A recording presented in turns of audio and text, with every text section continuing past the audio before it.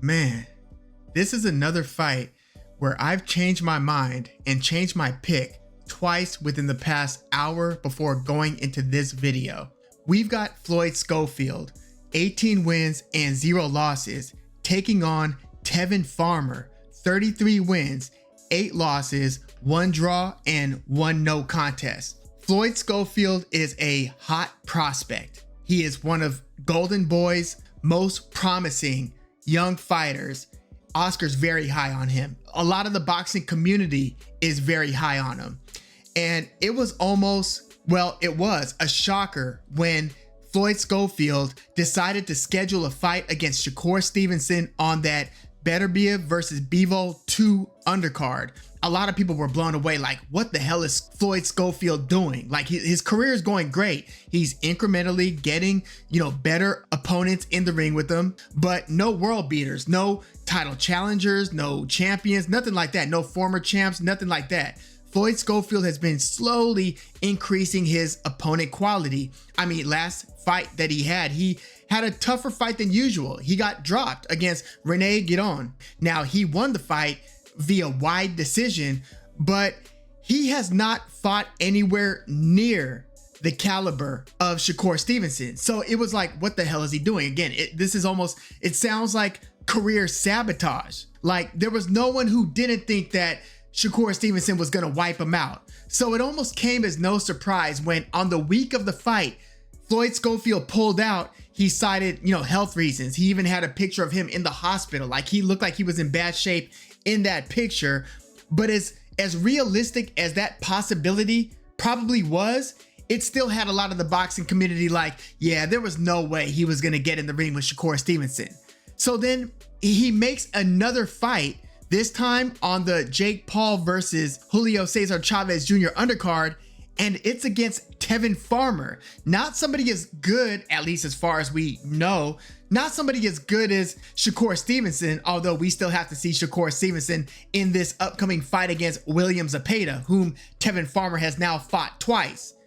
But Tevin Farmer is a former 130-pound champion who had several title defenses. I mean, remember before, the COVID 2020, DAZN had Tevin Farmer fighting like 3 times a year. Just one title defense after another. Francisco Fonseca, John O'Carroll, Billy Dibb. Tevin Farmer was very busy, very active, winning a lot of fights and developing a reputation until January of 2020. This is 2 months before COVID. He fought Jojo Diaz. This is pretty much Jojo Diaz's best win, was when he took that 130-pound title from Tevin Farmer. So at that point, Tevin Farmer was out of the ring for 3.5 years. Like, I thought that he had quietly retired or something. Like, they had tried to schedule a comeback fight against Mickey Bay. It ended up like falling apart on the night of the fight. Like, when the actual event was taking place, the fight was scrapped. That was one of the weirdest things that I had seen. So by that point, I'm like, is Tevin Farmer's career over? Well, then he had a couple comeback fights. He had 3 to be specific, one of which was against Avery Sparrow, who's fought like Raleigh Romero. So Tevin Farmer comes back. He's now at 135, beating lesser opponents, and then he fights Raymond Murataya. Murataya beats him in a competitive but clear decision, unanimous decision for Murataya. That might still be Murataya's best win at this point. Murataya's got a young, promising career. But then Tevin Farmer fought William Zepeda, and this was supposed to be just another win for William Zepeda. Tevin Farmer was a clear B-side, although an interesting one.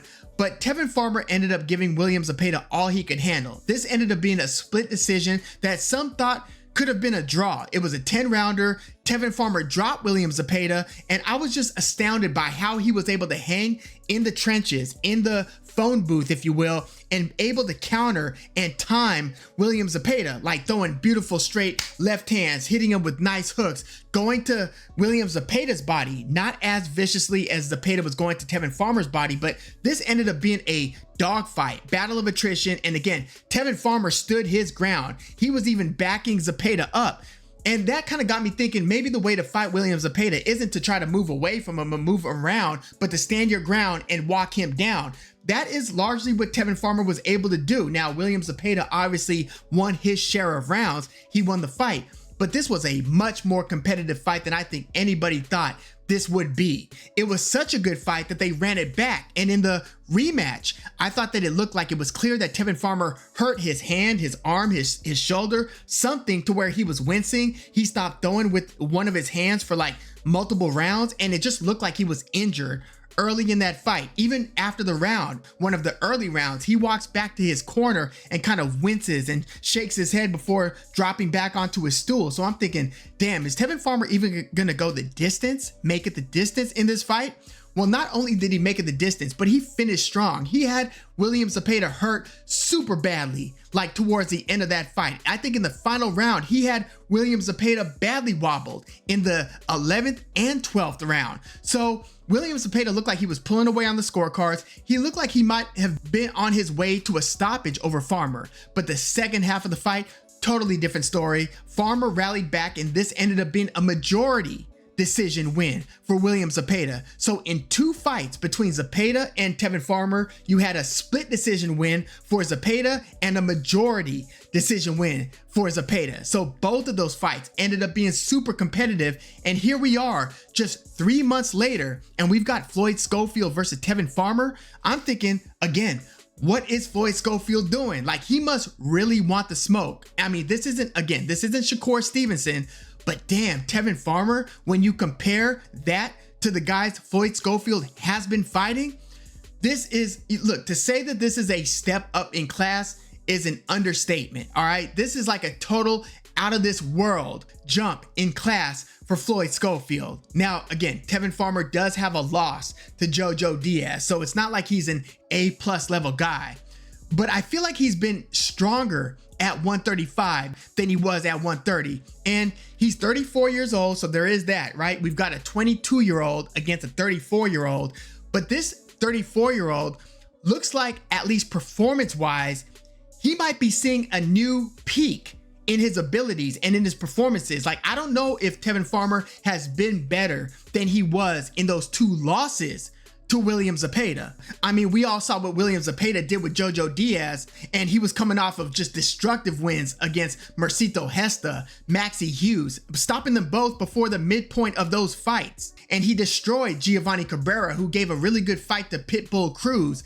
So after that, again, there was a lot of reason to think that Zepeda might even steamroll Tevin Farmer, but no, that didn't happen at all in either fight. Again, they fought twice, only one guy between those two hit the canvas, and it wasn't Tevin Farmer. So with Floyd Schofield versus Tevin Farmer, the odds reflect how competitive of a fight on paper this is.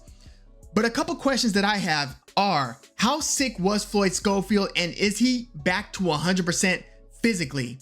Also, Tevin Farmer, for that layoff that he had, again, 3.5 years. Think about that. Like, remember when Mikey Garcia was out of the ring for multiple years, how long that felt? Or how long it seemed Andre Ward was out of the ring when he was having his contractual issues. Neither of them was out of the ring for 3.5 years. Tevin Farmer was. So it's almost like he's trying to make up for that loss of time with a huge amount of activity. Like, think about this. We're in June of 2025. Tevin Farmer fought Alan Castillo in March of 2024, so just over a year ago. And then 3 months later in July, he fought Raymond Murataya. And then 4 months after that, August, September, October, November 2024, he fought William Zepeda the first time. And then 4 months later, he fought William Zepeda the second time in March of 2025. Here we are, March 29th, April, May, June. Just under 3 months later, he's fighting again, this time against Floyd Schofield. So within a calendar year, this will be Tevin Farmer's fourth fight within less than 12 months. I know they like to encourage, people like to encourage activities. Gotta stay active, gotta stay active. You don't want too much time outside the ring, granted. But is this level of activity and this frequency of activity a good thing for Tevin Farmer right now at 34 years old in 2025? I don't know the answer to that. It might be yes. And also, is his hand or whatever that injury was early in that Zepeda fight, is that really fully healed? Because again, I thought that it was obvious and evident that he was injured in that Zepeda fight. somehow he was able to dig deep. And there were times where I thought Zepeda was on his way to, he started beating the hell out of Farmer in the first half of the fight. It was not looking good, but Farmer somehow dug deep, like he dug deep in that first fight. And he was able to battle back and get back into the fight, even on the scorecards. Again, majority decision in that second fight. So is that hand or arm or whatever that injury was, is it fully healed? And is this amount of activity, fighting every 3 to 4 months, is this good for the 34-year-old Tevin Farmer? We're gonna have to find that out. And until then, we can just speculate and kind of guess how that's gonna impact his performance here. But I do know this, Tevin Farmer is an absolute dog. Not only does he have a chin, but the punches that he absorbed to the body, let's not even talk about the face, the head, but to the body in those 2 fights against William Zepeda, for him to still be able to walk Zepeda down, to stand his ground, you've got to be absolutely tough as nails. I am convinced that Tevin Farmer is that. He has shown me that much in just those last 2 fights. But did those beatings, yes, they were close fights, but they were also beatings, are those going to impact his performance here against Floyd Schofield? Because those were dog fights. Those were the type of fights where you watch and you're like, damn, I hope he gets some time to rest after that. Well, again, 3 months later, he's back in the ring with Zepeda. 3 months later, he's back in the ring, this time against Floyd Schofield. That's a lot. That's a lot to deal with. Now, X's and O's wise, I just wonder how much of a speed advantage Floyd Schofield's gonna have in here. Floyd Schofield, he's a short fighter with short arms. He's about 5'7". Tevin Farmer's about the same height. They should be about eye to eye. Now, Floyd Schofield likes to throw explosive, fast combinations. He likes to jump in there and throw his right hand, his left hook, and get out. Now, I won't say he leads with his head, but he's involved in a lot of nasty head clashes. Like there was one fight where he got cut under the eye, and it was such a nasty gash, an open gash under his eye. And that's not the only time he's been cut due to a clash of heads. He's also cut other people due to heads clashing. So because he's short, like Josh Warrington, now Josh Warrington, I thought, led with the head. I'm not saying Floyd Schofield does that, but when you're a shorter fighter and you're kind of jumping in to the pocket, there's just a high likelihood that you're going to be smashing faces, smashing heads, especially when you're going against an opponent who's roughly the same height. Now, Tevin Farmer's got a good jab, but I think he's going to be the counter puncher here. I think Floyd Schofield's going to be the one trying to push the issue. I just wonder what the hand speed gap's going to look like. Like, I do believe Schofield, Kid Austin is quicker than Tevin Farmer. The question is, how much quicker? Is Tevin Farmer going to look like he's in mud? Floyd Schofield, William Zepeda, very different styles. William Zepeda is going to keep coming at you. So he's going to give you opportunities to counter. And if you're standing your ground, walking him down, you're going to find so many opportunities to counter Zepeda. Floyd Schofield might be so quick compared to Tevin Farmer that as he's launching his attack, that he might not be giving Farmer as much to counter. Like, he might be quick enough to make Tevin Farmer look like Farmer looked like against Jojo Diaz. That is a possibility. But again, I'm just looking at the experience gap here. Floyd Schofield hasn't seen anything like this, at least not in an actual fight. And I think that toughness will come into play. Like, we know how tough Tevin Farmer is. We're going to find out if Floyd Schofield can match that, unless he, again, just is able to smoke and blow Tevin Farmer out of there with his explosiveness and hand speed. But it's not like Kid Austin's got like a crazy knockout percentage. Only 12 of his 18 wins have come via knockout. Now, that's a lot greater than 50%. That's 2/3 of his fights. But you've got to also consider that this is early in his career. Like, a lot of times these up and coming hot prospects are knocking out almost all, if not all, but almost all of their opponents. That's not the case here. So Floyd Schofield, I don't see any likelihood really of him stopping Tevin Farmer unless there's like an actual injury to Tevin Farmer. That's the only way I could see Floyd Schofield getting a stoppage, or if he opens up like a nasty cut and they, stop it because of that. I don't see him stopping Tevin Farmer. I don't see that happening. So he's going to have to beat Tevin Farmer on the scorecards here. And this is a 10-rounder, not a 12-rounder. I think this is going to be a very close and competitive fight. And I think that Floyd Schofield is going to have to show some of that dog in him. Not that he's going to have to match Tevin Farmer's dog. Like, if you're a more blessed puncher, you could get away with, punching without having to show as much toughness. But I think that Tevin Farmer is going to be able to find a lot of counter punching opportunities. I think he's going to have some success with throwing that straight left hand. Now, it's going to be largely Tevin Farmer's left against Floyd Schofield's right. And again, I do think there's a strong likelihood that they clash heads in a way where it impacts the fight. I hope it's not the case, but it's a possibility. And, you know, even in Floyd Schofield's toughest fight, he was winning the vast majority of the rounds. I actually think that I was this close. And again, I've been back and forth a couple of times. I was this close to saying Tevin Farmer pulls off the upset. It wouldn't be a huge upset. I mean, this is less than like 2-1 favorites. We're talking like -1 something against +1 something, with Floyd Schofield being a slight favorite. I was very close to picking Tevin Farmer to win this one via decision, but I do think that the talent of Floyd Schofield is going to shine here. I think that he's going to be able to beat Tevin Farmer to the punch in a lot of these cases. And I think that Tevin Farmer is going to have trouble getting out of first gear for some of this fight. Now, I think that he's going to win some rounds to make it close, but I think that Floyd Schofield is going to pull off something like a 6-4, maybe even a 7-3 decision against Tevin Farmer.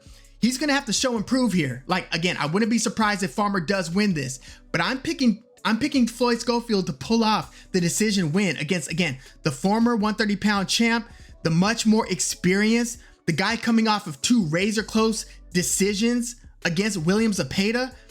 I think Kid Austin's going to pull this off. That's going to be a huge boost to his reputation. You beat somebody like Tevin Farmer. Yeah, you're now in that top 10 in the division discussion. Like, at that point, Floyd Schofield will have a better win than Abdullah Mason. Abdullah Mason's best win just came against Jeremiah Nakathila. If Floyd Schofield beats Tevin Farmer, he jumps Abdullah Mason in my mind. I know they have different promoters, so, you know, all of that has to be considered, but Floyd Schofield will have proven more than Abdullah Mason at this point. And I think he's going to do it. I think he's going to pull this off. And again, I don't think it's going to be a blowout. I think this is going to be a very close fight. I'm taking Floyd Schofield, maybe even by split decision, to pull off the decision win. And that's going to be tough for Tevin Farmer if he loses another close and competitive decision. He's on a 3-fight losing streak here, and these were all competitive fights. I thought that Murataya's win was more clear than both of Zepeda's wins, but still, 3-fight losing streak. It's going to be tough if he loses like a split decision to make it a 4-fight losing streak. But I think that's what's going to happen here. I'm taking Kid Austin to pull off the decision win against Tevin Farmer. Something like, again, either 6-4, but maybe even a split decision, majority decision. This is a 10-rounder. So if there is no knockdown, a draw on one of the scorecards, or maybe even a majority draw. But I'm going to say that Schofield gets the close decision win here. Let me know your thoughts on this one in the comments. Like the video, subscribe to the channel if you are into the fight talk. I'm Woog. Thanks for tuning in.